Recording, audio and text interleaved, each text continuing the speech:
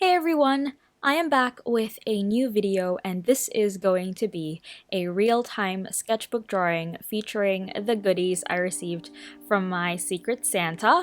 And so I just want to say a few things, then I'll briefly talk about my process with the watercolors. So in this video, I want to thank Mira Byler for the awesome goodies that I received for Christmas. She is my Secret Santa, and if you don't know what I'm talking about, basically a few of us at the YouTube Artists Collective decided to do a Secret Santa gift exchange, and if you don't know how that works, it's where you pick out a random name and buy that person a present. And someone will pick out your name and then buy you a present.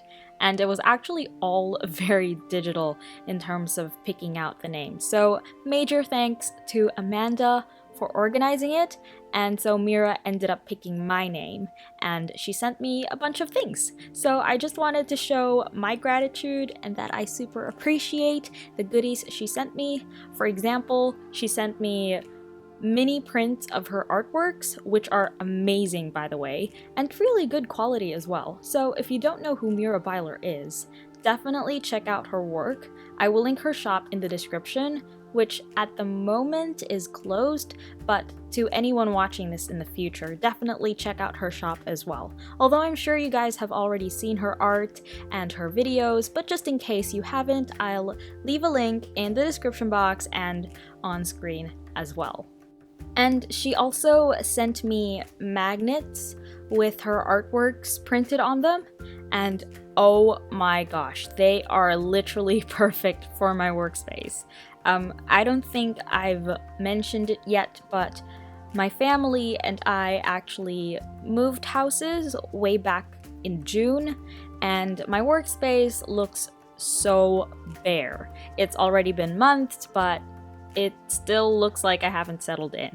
I haven't decorated or anything, so at the moment, Mira's artworks are the only decors I have, since I have this metal bar in front of my desk where I can put the magnets on, and it's perfect. She also sent some art materials and little goodies, including the watercolors I am using in this video. So I am using the Sakura Koi Watercolors in the Pocket Field size, and it's super cute. I've never tried the product before. She sent them to me, but I've seen other artists use them and give great reviews, so it's nice to finally be able to try them. And it's great because it comes with a water brush as well. Oh, and another thing that got me really inspired and excited was her packaging. Like seriously, she wrapped everything in the cutest tissue paper ever. I definitely want to use it in a future journal or sketchbook page. So yeah, it's always really fun to receive stuff in the mail, and Mira, if you're watching this, thank you a million times for the awesome presents. I hope you had a great Christmas and New Year's, and to anyone watching this, I also hope you had a wonderful time during the holidays if you celebrated Christmas or if you didn't, or if you celebrated New Year's with family, friends, if you stayed in or went out. I just hope you had an amazing time.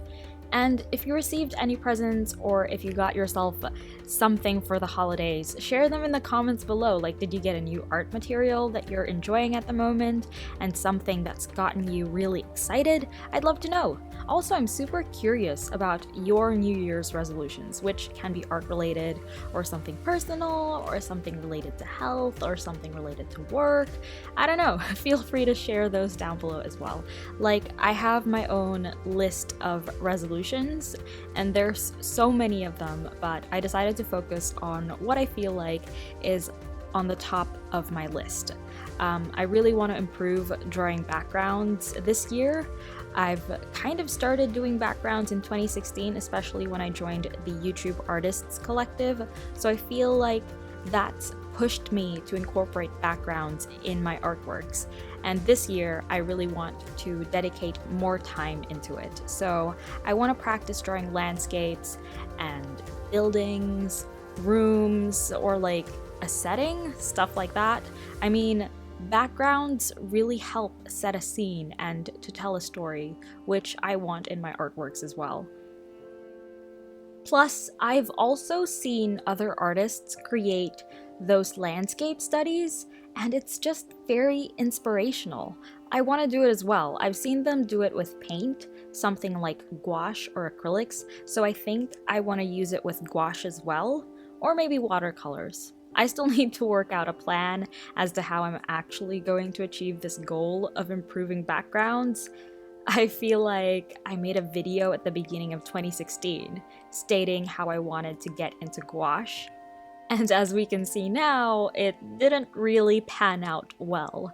I still ended up using watercolors, which I'm not really complaining about since I noticed an improvement in my watercolor skills, so it didn't really matter. This year, I still want to use gouache, hopefully a few more times than I did last year, but I'm not going to beat myself up if I don't fulfill that because it's not a main priority. I want to focus on backgrounds, whether that's using ink, watercolors, pencil, markers, or gouache. Yeah, I feel like if I try to achieve multiple things at a time, I'll just get overwhelmed. Another resolution that I have is to make content that I am proud of. I haven't mentioned this yet in a video, but YouTube for me is starting to lose its spark. Like, I remember when I was just starting, I would get super excited about uploading a video, and I would even go back to the video every few minutes to check if I received a comment, how many views it had, stuff like that. Now, whenever I upload a video, I actually don't look at the video until a day later, or maybe even a few days later, just because I get really scared that what if there are many dislikes on a video, or it doesn't have as much views or likes as the previous video, or what if I get hate comments? Like, instead of being excited that I put up the video, I get really scared that it's up there, that it's been made public, and I start thinking that maybe I should take it down, that it's a crappy video anyway, why would anyone want to watch it?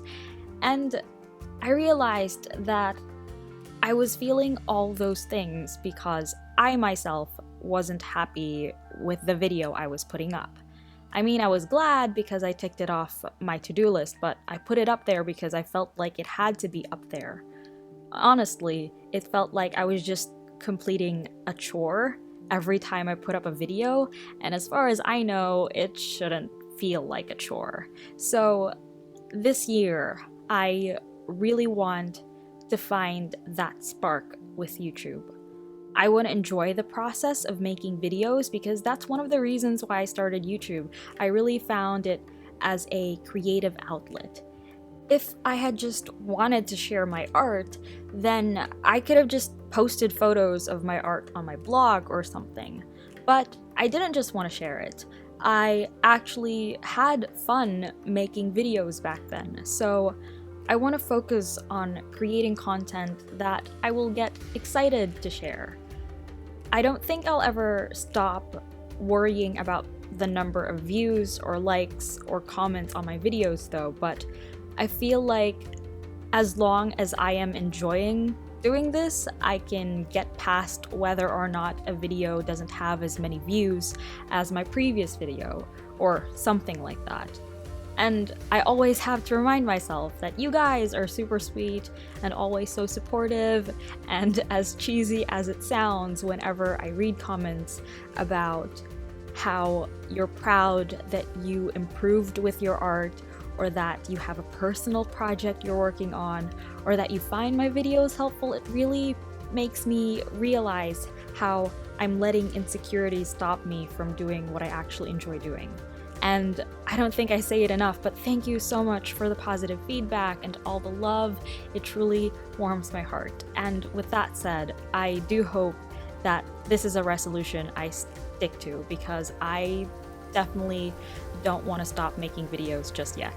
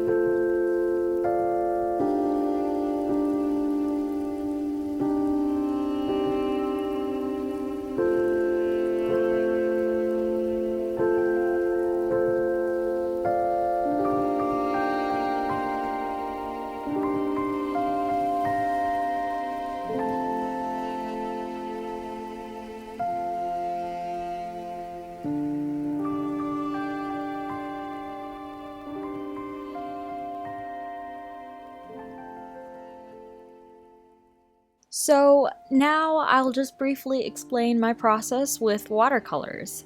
I really just use two techniques, the wet on wet technique and the wet on dry technique. For this particular painting, I used a lot of the wet on dry because it's pretty much my favorite technique. I love laying down the paint and letting it dry, then adding a new layer of paint over it for shading, which I am doing right now. The reason why I do this is because when the layer of paint dries, it creates that harsh outline, and it's honestly one of the reasons why watercolors interested me in the first place. I love the effect it gives. The only time I use a wet on wet technique of when I lay down water before adding paint is when I want to create a flat base color, or when I want to blend colors together in a seamless way. I also used that here when I was doing the hair and when I add the yellow highlights to the painting. You'll see that as I placed the new color on the paper, the paint from the purple layer was still wet or damp, like it was dry enough that the yellow wouldn't completely blend into the purple, but it was wet enough that it would create a gradient between the purple transitioning into the yellow color. But of course, a lot of the time I do just wing it with watercolors, especially when it's just a sketchbook drawing. Like this took around 30 minutes excluding the drying time in between layers, so not a lot of thought was put into it. But that's another thing I like about watercolors and paint, is that it really has moments where the paint just acts as it would, and sometimes it works out to how you want it to be, and sometimes it doesn't, but you just have to work with it. Another thing that I keep in mind with watercolors is, of course, how much water I am using with the paint. In this particular case, I used a lot of water, so you can see that the colors look very soft. That's definitely my stylistic decision. I didn't want the colors to be vibrant, so I put in a lot of water. If I did want vibrant colors, I'd use less water and more paint or pigment. So adding more water into the paint, even as it's already on the paper, also allows me to create a blending technique. It doesn't technically blend the wet layer with the dry layer underneath, but because I've added more water to one side of the wet layer, it creates a gradient effect where the color becomes lighter and more transparent. Therefore, the dry layer underneath shows through a lot more. I used this around the neck where the dark shadow was. I felt like it was too harsh, so I added more water to the edge to kind of spread the color out.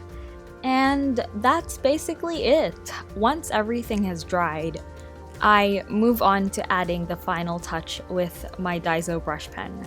I swear I love this pen for my sketches. The fiber brush nib is super flexible, that it helps create intense or subtle line variations in one stroke.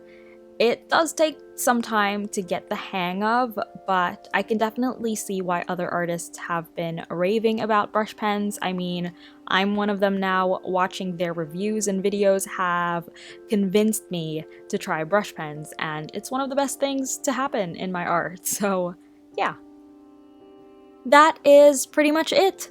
I will simply leave you guys here with some music. I hope you enjoy the rest of this video. If you do, please give this video a thumbs up and subscribe if you haven't already. Also, visit my social media, which are linked in the description box. I've got Facebook, Twitter, Instagram, and Tumblr. I wish you a wonderful and creative new year. Thank you so much for watching, and I will see you in my next one.